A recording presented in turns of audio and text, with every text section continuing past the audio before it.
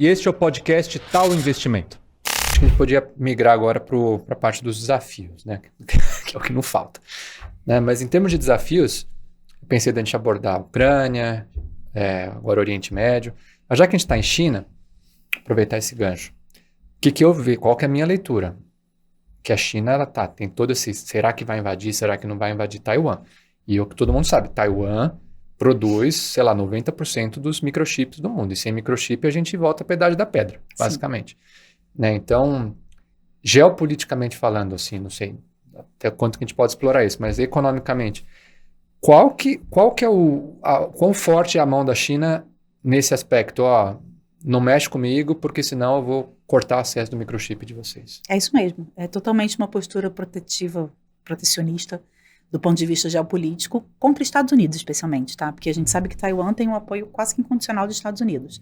É meio que Israel e Irã, assim. Sim. Estados Unidos está totalmente apoiando Taiwan e China, obviamente, querendo invadir Taiwan. Eu acho que isso... Mais ou menos, né? Porque ao mesmo tempo é aquela coisa de ambiguidade estratégica. Os Estados Unidos falam assim, ó... Eles não vão... apoio, mas ao mesmo tempo eu reconheço que é uma China só. Sim, aí vai lá e visita Taiwan. Enfim, né, é tudo meio complexo. E eu acho que enquanto a gente tiver esse cenário de China, Taiwan, Estados Unidos, e isso está com cara de que a gente vai ter por muito tempo, vai ser sempre uma instabilidade naquela região, né, uma instabilidade local, mas principalmente uma instabilidade geopolítica global, porque são duas grandes potências que estão... A gente está falando de China e Estados Unidos, né? Acho que junto com Rússia são as três maiores. Então a gente está falando de duas grandes potências que estão aí numa panela de pressão. Não é uma guerra fria, mas estão, né? Ficam trocando farpas. Ó, se você invadir, eu vou me meter. Ó, eu mando a minha secretária de Estado para visitar Taiwan. Então, enquanto a gente tiver esse cenário, a gente tem uma incerteza global grande no meio de um monte de guerra que a gente tem por aí, né? Não é só China e Taiwan. Sim. Realmente não é só China e Taiwan. Então, falar de outro conflito. Ucrânia, Rússia, né? Você falou de Rússia. Assim, pelo que eu vi, o rublo vai muito bem, obrigado. Né? Quando estourou lá, quando invadiram, sanção, o câmbio da Rússia foi lá pro teto. Acabou, voltou. Parece que está menos hoje do que era antes. Né? E aí tem toda a questão, tentar não me perder na pergunta, assim, mas como que você vê então o conflito Ucrânia-Rússia, que está ali conversando de perto com a Europa, que está toda perdida, o que eu faço, para que lado que eu me apoio e tal. Quanto que você acha que Rússia, Ucrânia está influenciando preço de commodity, inflação? Qual que é o peso disso? Eu acho que hoje não influencia mais. Eu acho que influenciou muito quando estourou a guerra, né? Seja por conta de petróleo, porque a Rússia segurou a exportação de petróleo e de gás, especialmente para a Europa, seja por conta de trigo, não sei se tinha o negócio de fertilizantes. Sim.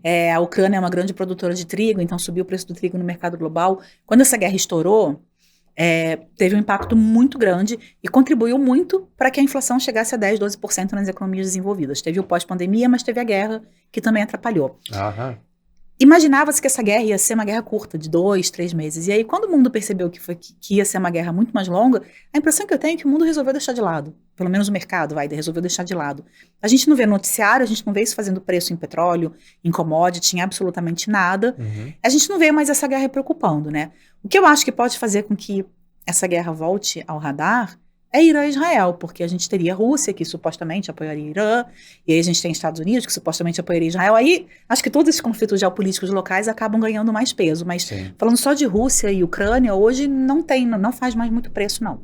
Mas e a Europa nessa história? Porque assim, a Europa, qual que é a minha leitura? De novo, não sou um especialista, mas eu vejo uma Alemanha que carregava a Europa nas costas com a Merkel, não, assim...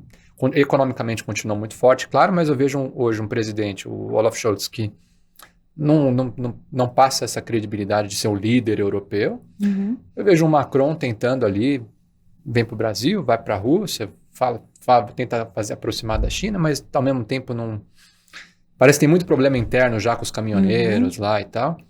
Imigração e tal. Então, e você vê agora a Itália também está começando a dar uns pipoco ali também. Como é que você vê uma Europa desunida como um convite para o Putin continuar com a política dele de avançar? Eu acho que a Europa é desunida, mas de maneira geral, contra a Rússia é uma Europa unida. Pelo menos as economias fortes da Europa, né? Alemanha, Itália, França, Espanha e Portugal em menor escala, mas enfim, também. Eu acho que as maiores ainda são muito ligadas ao mundo ocidental, muito ligadas aos Estados Unidos. Então, é uma Europa que eu concordo com você, que está meio que fragmentada, assim, né, quando a gente vê o comportamento como nação, mas eu acho que quando a gente vê em conflitos geopolíticos como Rússia e Ucrânia, a Europa, de uma maneira bem geral, apoiou a Ucrânia, né? Alguns países, inclusive a Alemanha, mandou arma para a Ucrânia.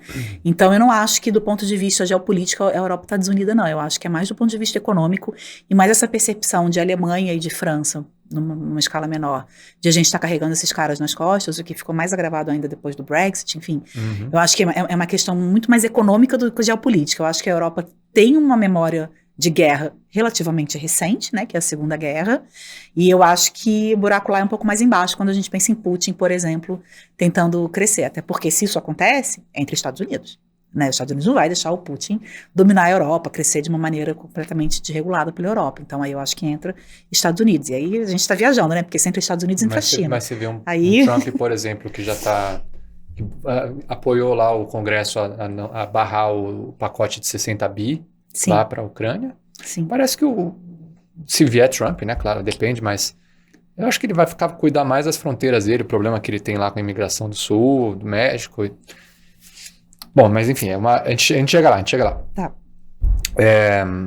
Mas só para terminar a Europa, no limite, então, essa fragmentação pode levar o quê? Uma quebra do euro? Mas aí é longo prazo, né? Se a gente está pensando nisso, é mais longo prazo. Hoje em dia não se tem muito esse assunto. O que a gente tem hoje em dia é uma Europa que diverge muito do ponto de vista econômico, de algumas economias fortes carregando as fracas, e do ponto de vista de direita e esquerda mesmo, né, de direcionamento político, porque tem um crescimento considerável da extrema-direita na Europa, muito por conta de imigração, né, de ser contra a imigração, e tem, obviamente, os países que não são a favor. Então, acho que isso também acaba trazendo um sentimento de fragmentação maior. Eu acho que seria mais por aí do que por geopolítica. Mas é uma coisa de longuíssimo prazo, tá? Não é uma coisa para acontecer amanhã ou depois. É uma coisa que é um processo, realmente. Teria que ter muita vitória dessa extrema-direita, por exemplo, que a extrema-direita é contra o euro, né? Então, teria que ter muita vitória em muitos países importantes dessa extrema-direita para a gente começar a ver um movimento mais nesse sentido. E nesse cenário hipotético, vamos supor, de novo, hipotético, quebrou o euro. Como é que isso vai influenciar políticas monetárias ao redor do mundo? Aí, acho que num primeiro momento é um breve caos. É uma distopiazinha, né? O Mad Max. Aí realmente é um caos, porque a gente tem hoje uma moeda absurdamente forte, um banco central super forte, centralizado, que aí nem sei o que vai virar franco de novo, enfim. Marco, Lira. Aí realmente é Mad Max. Eu espero não estar aqui para ver. Tá bom, então vamos falar de uma coisa que também está muito preocupante agora no curto prazo, que é Oriente Médio. Qual que está sendo então o impacto no preço do petróleo, políticas monetárias por aí, inflação? O que você está vendo? Acho que na sexta-feira pré-ataque, né, o mercado reagiu muito mal ao noticiário de que talvez teria o ataque. Então o petróleo subiu muito, o dólar subiu muito, bolsas caíram. Aí teve o ataque que aparentemente foi um ataque meio que presta atenção, não foi um ataque assim para matar pessoas. Já avisaram. Ele falou que ia atacar, avisou antes que estava mandando drone, então assim, conseguiram interceptar os drones, não morreu ninguém. Então assim, foi um ataque, né, sutil, perto do que poderia ter sido. E aí o mercado deu uma acalmada em relação a isso, no sentido de, bom, não explodiu o preço de petróleo, o dólar está um pouquinho mais alto, mas não é só por causa de guerra, tem um monte de fatores que estão influenciando isso. E aí a grande dúvida agora é, Israel vai responder? A gente vai ter uma escalada dessa tensão? Se Israel responder e tiver, aí eu acho que o buraco é mais embaixo, porque aí é uma guerra no Oriente Médio. Aí realmente é uma explosão em preço de petróleo, aí é um mundo muito mais averso ao risco, e é um mundo mais averso ao risco.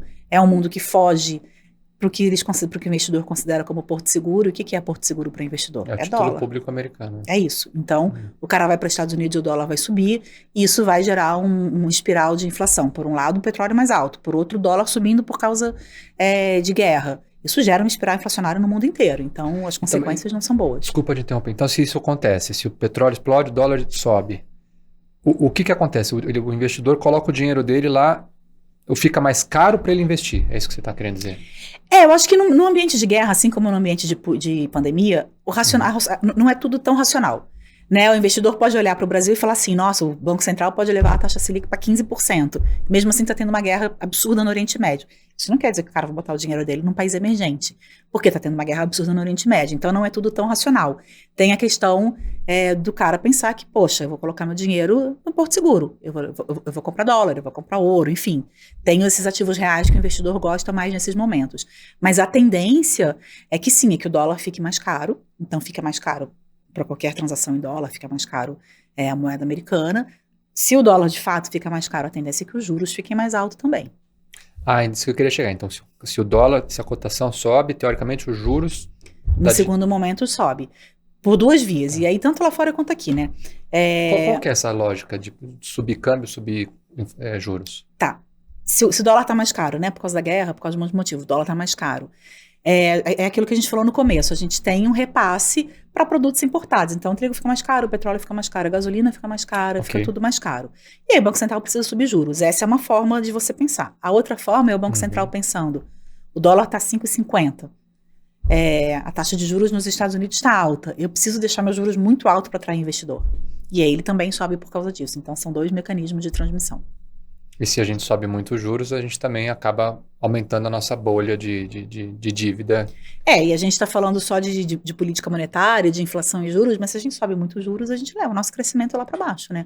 Porque lembra do começo? Subir juros é uma política contracionista, você está contraindo a economia. Tá. As pessoas não vão consumir. A gente já tem hoje uma população bem endividada, né? A gente está saindo agora, está começando agora a respirar um mercado de crédito melhorando, mas a gente veio no mercado de crédito muito ruim no ano passado. Então, esse cenário de talvez não cortar tanto os juros agora não é um cenário que se esperava e que seja saudável para a economia nesse momento. Porque você havia falado lá atrás que, teoricamente, uma taxa ok, pensando no longo prazo para o Brasil, uma taxa de juros seria entre 7% e 8%. Na minha visão, mas assim, vou tentar não falar economês, mas eu vou ter que falar economês. O Banco Central estipula uma taxa de juros neutra, que é uma taxa de juros de equilíbrio, em que a gente não tem muita inflação e tem um crescimento bom da economia. Segundo o Banco Central, essa taxa de juros seria entre 4,5% e 4,8%. Tá? O que eu tô falando que eu acho que a gente chegaria em 7,8% seria o juros neutro do Brasil.